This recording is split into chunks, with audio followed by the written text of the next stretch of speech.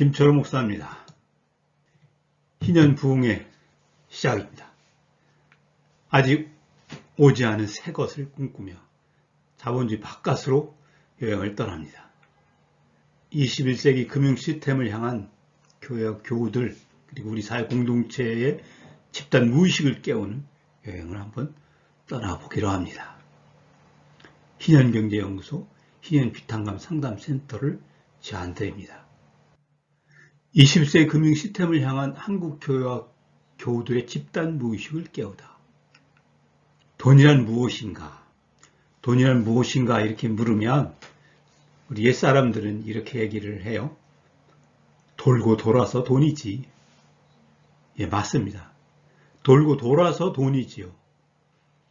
옛날 사람들은 그렇게 생각했죠. 돈이라는 것은 손에서 손으로, 내 호주머니에서 저 사람의 호주머니로, 저 사람의 호주머니에서 내 호주머니 이렇게 돌고 도는 것이라고 생각을 했습니다. 그런데 21세기 금융 시스템 속에서 돌고 도는 돈은 절대 그렇게 손에 손으로를 통해서 돌고 돌지를 않습니다. 여기 은행들의 금융 시스템, 은행들의 금융 전산망 속에서 숫자로만 돌고 돌지요. 은행들이 이렇게 돈을 수십 차례씩 돌고 돌리면서 어마어마한 이자와 이윤을 발생시키고 그 이자와 이윤이라는 불로소득을 쌓아서 어마어마한 부와 자산을 만들어냅니다. 숫자로 볼까요? 2021년 12월 말 본원통화 은행들은 한국은행에서 찍은 돈을 받아다가 시중에 유통을 시킵니다. 그리고 은행들은 불특정 다수에게 여러 사람들에게 예금도 받습니다. 이렇게 여러 사람들에게 받은 예금을 언제든지 와서 내 돈 내놔 하면 돌려줄 수 있다라는 보증으로 지급준비금이라는 걸 마련을 합니다. 그리고 그 돈을 한국은행에다가 예치를 시켜둡니다. 이렇게 본원통화는 한국은행이 찍어낸 돈, 그리고 은행들이 언제든지 은행에 맡긴 돈을 내가 돌려주겠소라고 지급보증하면서 한국은행에 맡겨놓은 지급준비금, 이걸 합쳐서 본원통화라고 하고요. 이게 은행의 전산망을 통해 돌고 도는 종잣돈입니다. 2021년 12월 말 이 돈이 247조 원쯤 되는데요. 이 종잣돈이 14.42배의 속도로 돌고 돌아서 은행들이 만들어낸 신용통화가 실제 돈이죠. 3,563조 231조 원입니다. 그런데 이렇게 은행이 본원통화 종잣돈을 돌고 돌려서 만들어내는 실제 돈 신용통화는 빚이죠. 빚입니다. 빚, 신용통화. 신용이란 말이 빚이고 이렇게 은행들이 만들어내는 돈은 종잣돈을 돌려서 만들어내는 돈은 신용통화, 빚입니다. 그러니 대한민국에서 경제활동을 하는 모든 사람들의 호주머니 속 돈, 통장에 들어있는 돈은 전부 빚입니다. 누군가의 빚이고 신용통화입니다. 그런데 이 빚이 돌고 돌려면 반드시 이자와 이윤이 필요하죠. 이자와 이윤이 없으면 빚이라는 것도 없겠지요. 빚은 이자와 이윤을 먹고 크고 자라고 덩치를 무한히 키울 수 있습니다. 그런데 한국은행은 이 이자와 이윤이라는 명목으로 화폐를 찍지 않습니다. 한국은행에서 찍어내는 돈 가운데는 이자와 이윤으로 쓰이도록 찍는 돈이 없어요. 그러니 이 은행들이 종잣돈, 한국은행에서 찍어낸 돈과 지급준비금을 종잣돈으로 해서 이자와 이윤을 먹고 돌리고 돌려서 키워난 신용통화 속에는 이자와 이윤이라는 명목의 이름에 돈이 없습니다.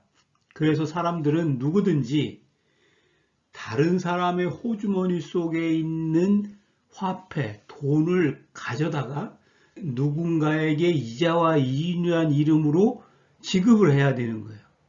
아니면 다른 사람의 호주머니 속에서 돈을 가져다가 돈을 빼내어서 이자와 이윤이라는 명목으로 내 호주머니 속에 쌓고 쌓아서 그것으로 자산을 만들고 그것으로 부를 만들어내는 것이죠.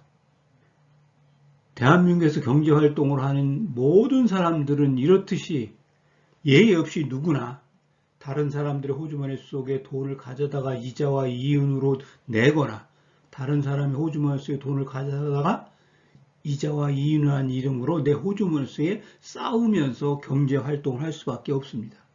한마디로 오징어 게임을 하는 거예요. 최후의 누군가는 우리나라 경제활동을 하는 사람들 중에 그 누군가는 이자와 이윤이라는 돈을 내지 못해서 빚을 지고 갚을 수 없는 상황에 처하게 됩니다.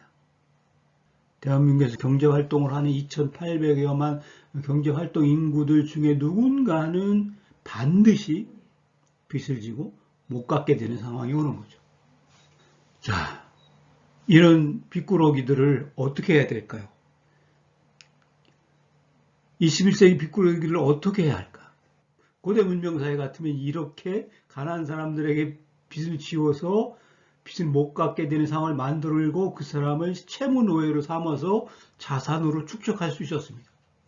고대사에서는 자산으로 축적할 수 있는 그런 방법이 마땅치 않으니까 이렇게 빚꾸러기들을 만들어서 잡아다가 채무 노예로 삼는 것이 자산을 축적하는 가장 좋은 방법이었죠. 그런데 21세기에는 어떻게 할까요? 21세기 대명청지에 빚을 못 갚는다고 붙들었다가 채무노예로 삼을 수도 없고요.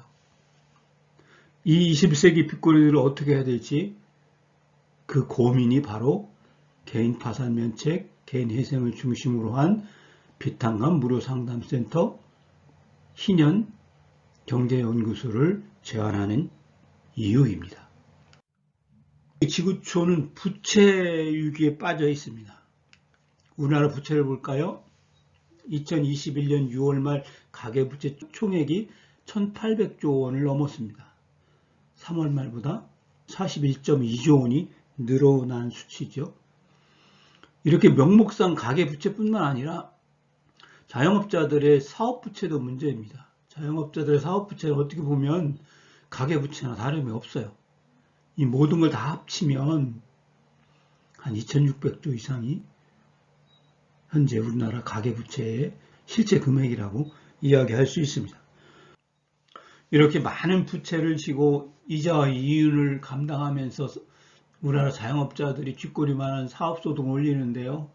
이렇게 이자와 이윤으로 빼앗기고 나면 생계를 유지하기도 힘듭니다. 더군다나 이 코로나 상황 속에서 우리나라 자영업자들의 삶의 상황이 정말 얼마나 어려울지 충분히 이해가 됩니다.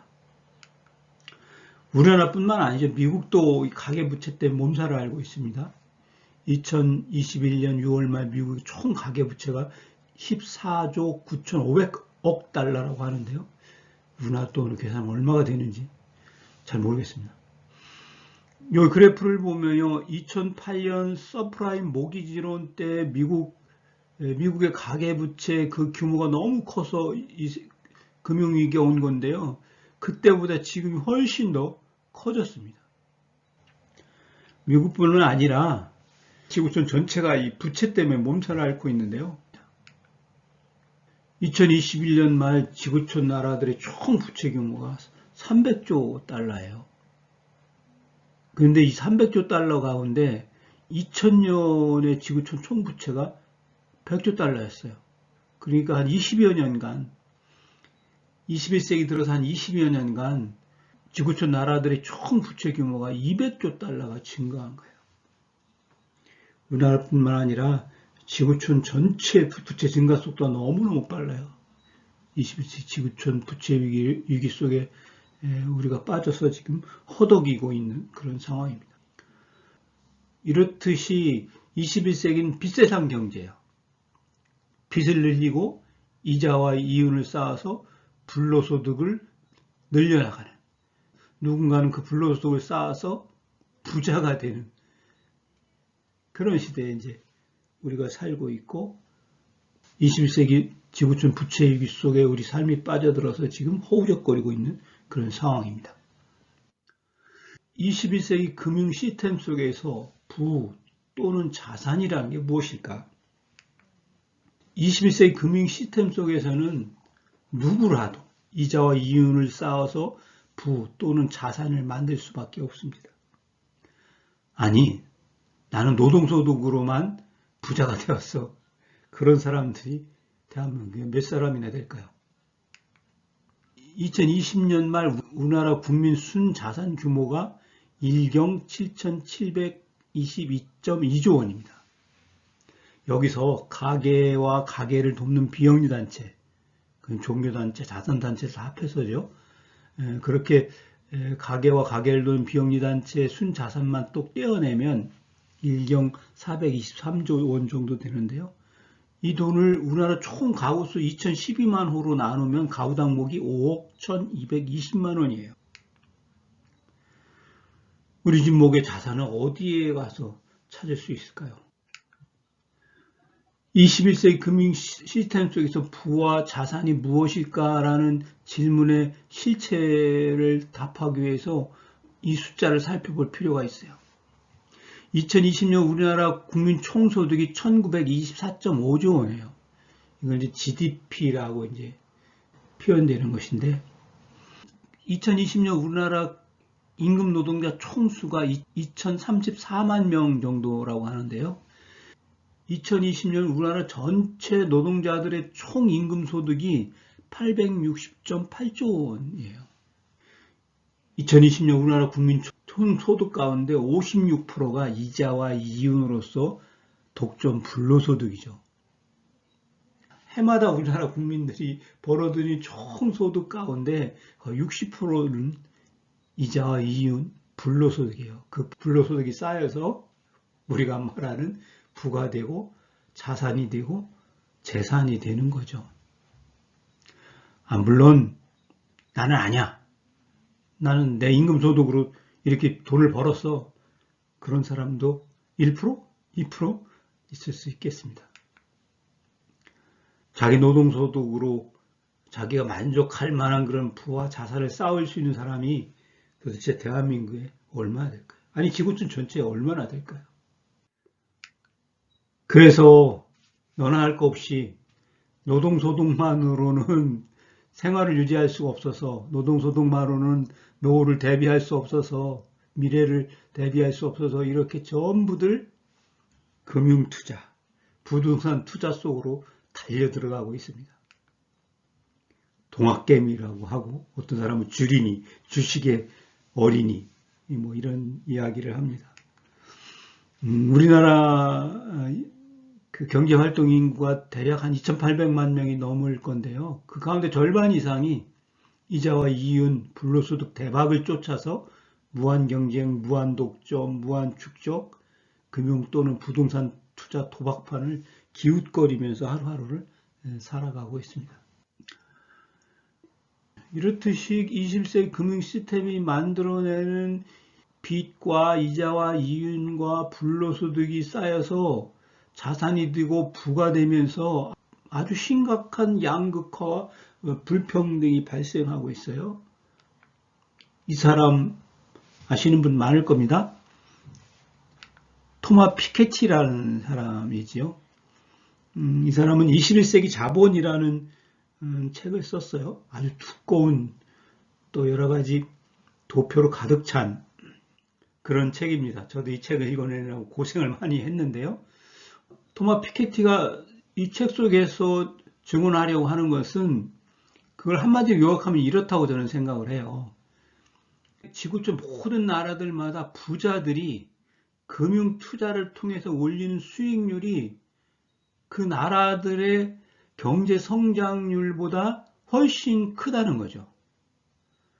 그러니 각 나라들마다 그 나라의 노동자들이 노동을 해서 벌어들이는 소득은 쥐꼬리만 하고 부자들이 금융투자를 통해서 벌어들인 수익은 대박이라는 거예요. 그렇게 20세기 금융 시스템이 만들어내는 이자와 이윤, 불로소득 대박 이 구조가 완전히 구조화돼서 이제 그 모든 나라들마다 양극화, 불평등이 점점 깊어지고 그 골이 점점 깊고 크게 벌어지고 있다는 거예요. 구조적인 문제라고 이렇게 증언을 하는 것입니다.